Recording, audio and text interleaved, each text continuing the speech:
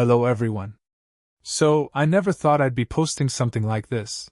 But I need to get it off my chest, and maybe my mess of a situation can be a cautionary tale for someone else. My name's Alex, and until about 6 months ago, I thought my family was, well, normal. We weren't super close, but we got together for holidays, sent birthday cards, the usual stuff. My grandma was the heart of our family. She was this incredibly kind and sharp woman who everyone loved. When she passed, it was a huge blow to all of us. She'd always been the glue, you know? At first, everyone was united in grief. My aunts, uncles, and cousins were all so supportive. We'd have these big, somber family dinners, sharing stories about her. They were all so kind, checking in on me, making sure I was eating and sleeping. It felt like we were really coming together to honor her memory. But then, the lawyer read the will. And that's when everything started to change. The glue she provided? It dissolved overnight. The will was simple, or so it seemed. Grandma left her house, a modest but fully paid place, and a not insignificant savings account to be divided evenly between her 3 children, my dad and his 2 sisters, Aunt Carol and Aunt Linda. My dad passed away a few years ago, so his share was meant to come to me, his only child. The problem started with the word evenly. The lawyer was clear: the estate was to be liquidated, the proceeds split 3 ways. But Aunt Carol, who had been the picture of sympathy just days before, was the first to speak up. Liquidated? She said, her voice taking on a new, sharp tone. But the house is full of memories. We can't just sell it like a common commodity. Aunt Linda nodded vigorously, her eyes wide with a sudden, performative sadness. She's right. Mom would have hated that. We should keep it in the family. I remember just blinking, confused. Keep it how? I asked.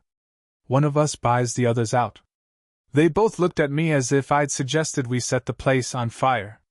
Oh, Alex, honey, Aunt Carol said, her voice dripping with a condescension I'd never heard from her before. It's not that simple. The market is terrible right now.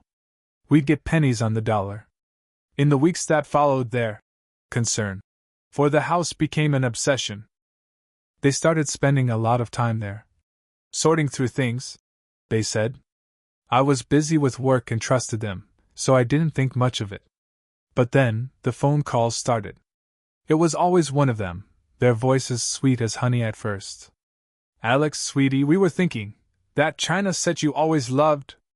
We've put it aside for you. But about the house, we've had a family talk, and we think the fairest thing is for Linda and me to take ownership. We can give you a little cash from the savings account now to be fair. The first time, I was just stunned. A little cash? But the house is 2/3 of the estate's value. Aunt Linda chimed in on speakerphone. Oh, but darling, you have your whole life ahead of you. We're nearing retirement. This house is our security. You understand, don't you? It's what Grandma would have wanted. They kept using that phrase. What Grandma would have wanted. It started to feel like a weapon. The little cash they offered was a fraction of what 1/3 of the house was worth. I tried to be reasonable. Maybe we should get a proper appraisal, I suggested during another call. Just so we all know what we're dealing with. Then we can talk about a fair buyout. The silence on the other end was icy. Then Aunt Carol's voice lost all its fake sweetness. An appraisal? Alex, that's so confrontational. Don't you trust us? We're family. We know what's best. I insisted, my politeness starting to fray. It's not about trust, it's about being fair. Dad would have wanted me to have my share. Aunt Linda sighed, a loud, dramatic sound. Honey, your father has been gone for years. He's not part of this. This is between us now. And we've decided this is the best way. The way she said, decided, made it clear my opinion was not part of the process. I decided I needed to see things for myself. I drove over to Grandma's house unannounced one Saturday. My aunt's cars were there. I let myself in with my key, and the scene I walked into stole the breath from my lungs. They weren't gently sorting memories. They were aggressively boxing up anything of value. Grandma's silverware set, her jewelry box, even the small, valuable paintings from the hallway were stacked by the door. They froze when they saw me, guilt flashing across their faces for a split second before it was replaced with defiance. "Alex! What a surprise!" Aunt Carol said, quickly stepping in front of a box labeled charity that I was certain contained nothing of the sort. "What are you doing?" I asked, my voice barely a whisper. Aunt Linda crossed her arms. "We're doing the hard work you couldn't be bothered with. We're dividing things up." Dividing? Or hiding? The words were out before I could stop them. The mask was off. Their faces hardened, and any pretense of kindness vanished. Aunt Carol's face tightened. "How dare you? After everything we've done for you. We've been taking care of Mom for years while you were off living your life. We've earned this." "Earned what?" I shot back, the anger finally breaking through. "The right to steal my inheritance?" Dad checked on Grandma every single day until he couldn't anymore. "What earned right do you have that he didn't?" Aunt Linda jumped in, her voice shrill. "This isn't about your father. This is about us, the ones who were actually here, dealing with the messes, paying the bills." It was a lie. I knew for a fact Grandma was fiercely independent and had a paid nurse in her final years. They were rewriting history right in front of me, and they expected me to believe it. The confrontation exploded. They accused me of being greedy, of only showing up for the money, of not loving Grandma the way they did. They threw every emotional punch they could think of. I stood there, in the home I loved, watching these two women I thought I knew become complete strangers, their words like shrapnel.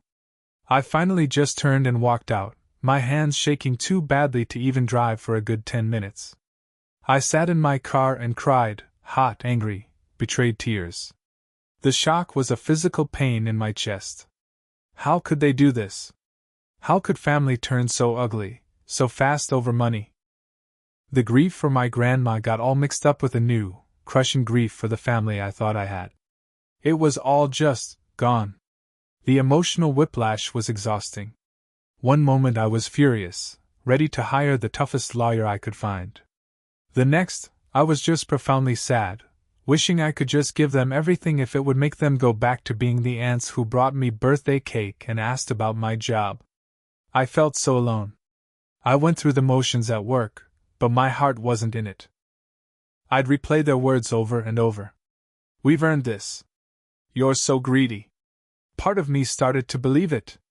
Maybe I was wrong for wanting what was legally and morally mine. The self-doubt they planted was a poison, and it was working. I felt myself shrinking, wanting to just give up to avoid the conflict. But then, a few days later, I got a call from my grandma's longtime lawyer, Mr. Gable. He'd heard about the disagreement from a mutual friend of the family. His voice was kind but firm. "Alex, your grandmother was a very meticulous woman. She anticipated discord. There is an addendum to her will. A conditional clause." My heart started pounding. "What kind of clause?" "It's regarding the distribution of personal effects and the property itself. It states that if her beneficiaries cannot come to a unanimous, good faith agreement on the disposition of the house and its contents within 90 days of her passing, the entire estate, house, savings, everything, is to be liquidated and the proceeds donated entirely to the local animal shelter, her favorite charity." I was speechless. Grandma had built in a dead man's switch. She knew her daughters. Mr. Gable continued. The 90-day clock started at the reading of the will. "You have about 6 weeks left." A plan began to form in my mind. It was risky, and it was brutal. But it was the only move I had left. It wasn't just about getting my share anymore. It was about justice. My revenge wasn't going to be a screaming match or a lawsuit. It was going to be silence. I decided to play their game, but better. I called my aunts. I put on the performance of my life, my voice trembling with manufactured defeat. "You were right," I said, sounding utterly broken. "I've been so stressed. The fighting, It's not what Grandma would have wanted. I just can't do it anymore." I could practically hear their gleeful smiles through the phone. "Oh, Alex, we knew you'd see reason," Aunt Carol purred. "So," I said, sniffling for effect, "let's just drop it. No more lawyers, no more fighting. You handle everything. I don't want to see any of it again. Just make it go away." They fell for it. Hook, line, and sinker. They promised they'd handle everything fairly, and thank me for my maturity. They thought they had won. They had no idea they were walking right into the trap Grandma herself had set. For the next 6 weeks, I was a ghost. I ignored all their calls and texts. I knew they were busy, handling everything, likely selling off heirlooms and transferring deeds, convinced I had completely capitulated.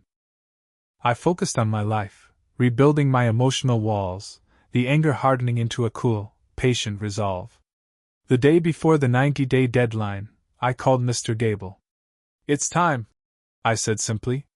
I forwarded him every text and email where my aunts had insisted on keeping the house for themselves and where I had clearly refused to agree to their terms. It was a clear, documented lack of unanimous agreement. The next day, Mr. Gable formally notified my aunts of the clause they never knew existed. He informed them that since no agreement had been reached, the estate would now be handled per the addendum. Every single penny was going to the animals. The fallout was nuclear. My phone blew up. First came the screams of pure, unadulterated rage. They called me every name in the book, within YouTube-friendly limits, of course, words like deceitful, monster, treacherous. They accused me of tricking them, of hiding the clause. I stayed calm. I simply repeated, "You insisted you were handling it. You said we didn't need lawyers or appraisals. You decided everything. I just finally agreed with you." The irony was so thick you could taste it. They had been so greedy, so sure of their victory, that they never once considered I might have an ace up my sleeve. They never dreamed their own mother had outsmarted them. Then the rage turned to desperate begging. The tears were real now, but they weren't for me. They were for the money and the house they had already mentally spent. "Please, Alex, we'll split it. We'll split it 3 ways. Just call the lawyer, tell him it was a mistake." But it was too late. The legal wheels were already in motion. The house was sold to a lovely young family. The accounts were liquidated. A very, very large check was written to the animal shelter in my grandmother's name. I got a photo from the shelter director of a new wing being built, named in her honor. It was the only part of the whole ordeal that made me smile. My aunts haven't spoken to me since. I heard through the grapevine they're now feuding with each other, blaming one another for the loss. The glue wasn't just dissolved, it was vaporized. Looking back, the emotional journey was a roller coaster I never wanted to ride. The shock of their betrayal was paralyzing. The anger was all-consuming for a while. The sadness, for the family I lost twice over, still comes in waves. But the acceptance? That came from realizing I hadn't destroyed my family. Their greed did that long before I ever got involved. My revenge wasn't about getting money, it was about restoring balance. My grandmother's final wish wasn't for her money to tear her family apart. It was for it to do some genuine good if her family failed her simple test of character. And in the end it did. So what did I learn? I learned that people show you who they are when money is on the table. Believe them. I learned that sometimes the kindest, most peaceful thing you can do is to walk away from toxic people, even if they share your DNA. My advice? Get everything in writing. Always. And if you're ever in a situation like this, remember that the best revenge isn't about stooping to their level. It's about living well and ensuring that justice, in whatever form it takes, is served. Protect your peace. It's the most valuable inheritance you'll ever have. Thanks for listening.